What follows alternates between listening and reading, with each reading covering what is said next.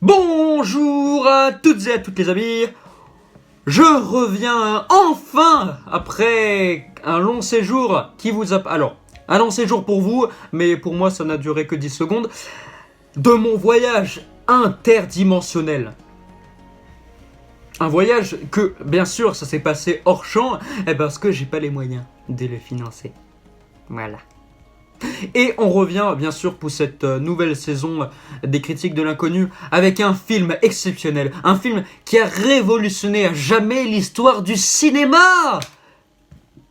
American Pie.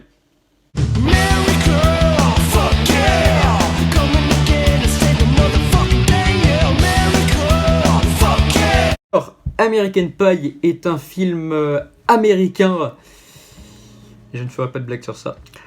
Réalisé par Paul Weitz en 1999. Il met en scène 4 adolescents qui se jurent de perdre leur virginité avant la remise des diplômes de fin d'études. C'est le premier opus d'une longue franchise, spin-off compris, qui mourut brutalement en 2012. Tous les films, spin-off inclus, tout ça, se passent aux États-Unis, sauf le troisième qui est sorti en 2002, un an après le 2,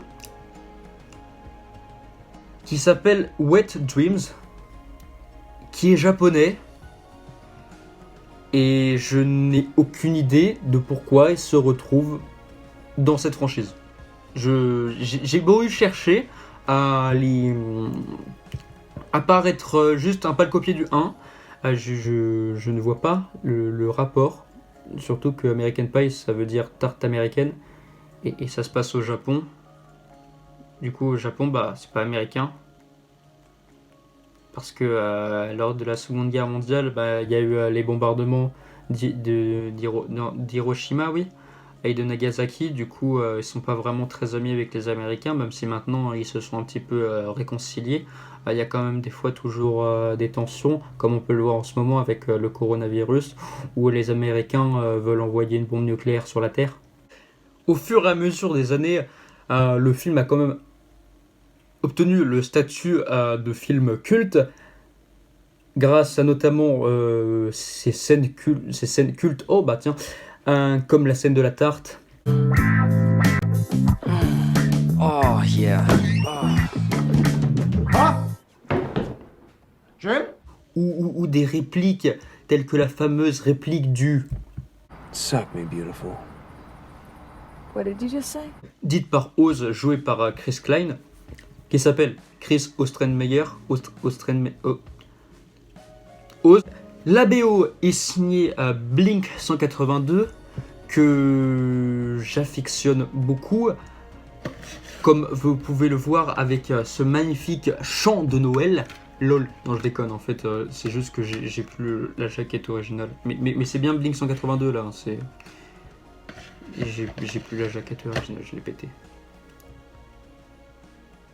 Parce que notamment ils ont fait le titre Dumpweed que je sais pas pourquoi, mais à chaque fois que je l'entends, j'ai l'impression que c'est une musique qui pourrait être dans un jeu Sonic. Genre Sonic Adventures 2.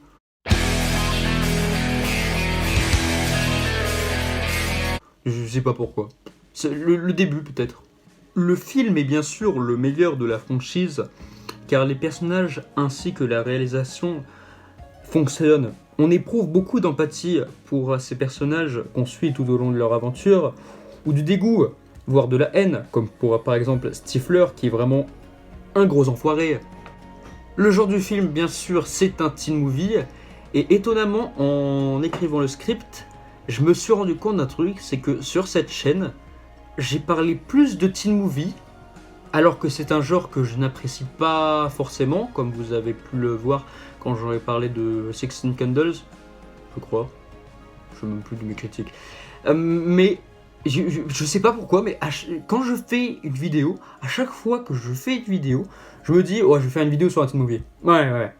En fait, je regarde le film et après je dis, je vais faire une vidéo sur ça, et après quand je regarde le genre, je fais, oh ouais, oh merde, c'est un teen movie. Je ne comprends pas. Pourtant, il y a tellement de films que je pourrais faire.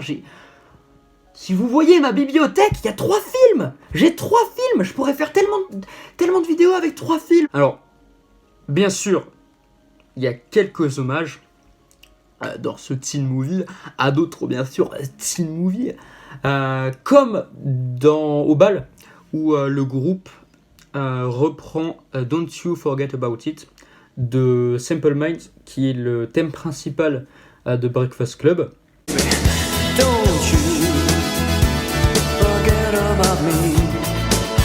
Qui est bien sûr un très grand teen movie des années 80 et réalisé par John Hughes. Et quand j'aurais traité de ce film, j'aurais pas traité de toute la cinématographie de John Hughes. Du coup, Et il y a aussi des bonnes références, pas des hommages, mais des bonnes références, comme la musique de Mrs. Robinson, au moment où Finch va conclure avec la mère de Siffleur. Et c'est assez drôle parce que cette musique est aussi le thème principal du film Le Lauréat avec Dustin Hoffman, sorti en 1966, où cela met en scène un jeune qui sort avec la mère, Mrs. Robinson, le jeune Dustin Hoffman doit se marier avec sa fille. Du coup, il y a un triangle amoureux et c'est bien. Voilà. Les personnages sont tous très intéressants. Jim, Finch, Kevin, Stifler. Mais le mieux écrit, avec le meilleur développement de personnages, reste quand même Oz, qui au début se révèle juste comme l'archétype du sportif qui considère les femmes comme des trophées, et au fur et à mesure que le film avance, tombe amoureux d'une fille et préfère être avec elle et lui faire plaisir que continuer son sport et être un con.